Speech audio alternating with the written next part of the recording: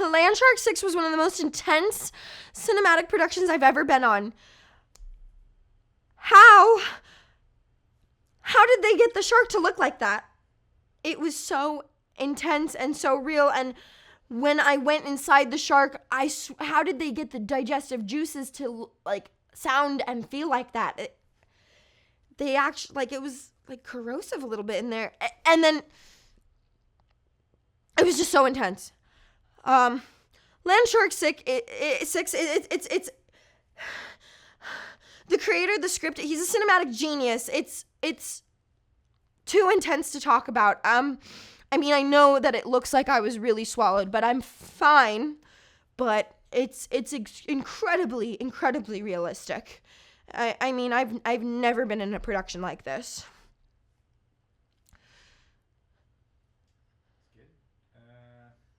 There was nowhere in the fucking script that it's an animatronic. I came through the door. It's my first time here. It's early, mind you. Us actresses, we don't like morning gigs. And I almost had to call PETA because there's a fucking shark in the main set. What the fuck was that about? And then once I get all up in arms and I say I'm leaving and I don't care about the money, and then that's when all the assistants and the PA and everyone starts telling me that it's a fake shark. Why does it look that real? Is it made of silicone? Who even? Next question.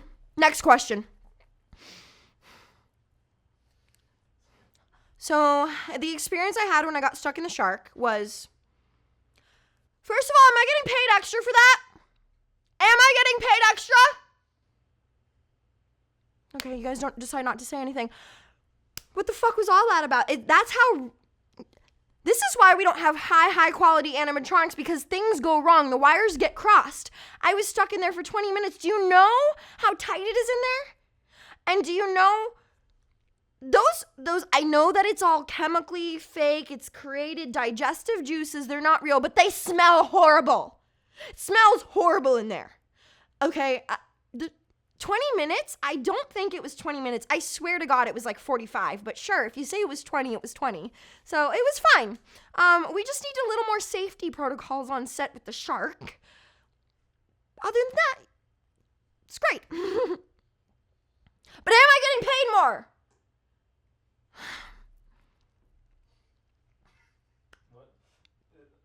When I found out that the animatronic shark was not an animatronic shark, that it was actually the Alec Baldwin, why didn't anybody tell me? I at least wanted an autograph.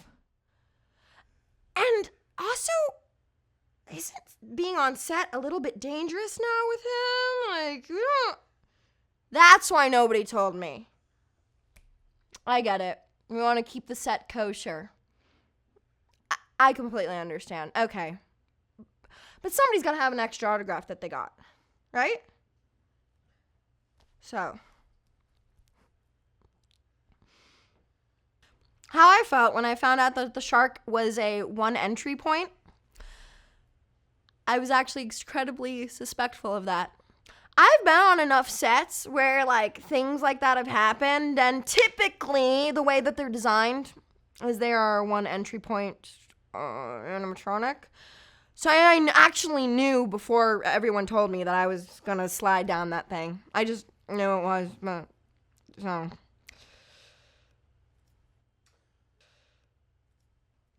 The way I reacted when people were calling me shark bait on set was I was just being kind of silly and going with it. So I just kind of looked at them and then I was like, shark bait, ooh ha ha. You know, just going along with it. I recommend getting one of the, like, small sharks. Technically, like, the suckerfish are actually a shark. So it's like if you get a shark like that, there's a lot of regulations and you have to go through PETA, and, like, there's certain wildlife regulations. You have to have a lot of certifications. It's more difficult than you think. So by power to you. If you guys want to get a shark on set, go ahead and try. but it's kind of like getting a tiger on set. So, good luck. How did it feel playing the role of the shark victim,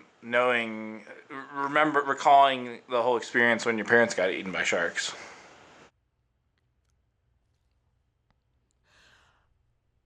I'm sorry, I thought that they told you about...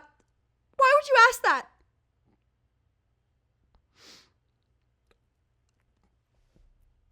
I can't even answer that question.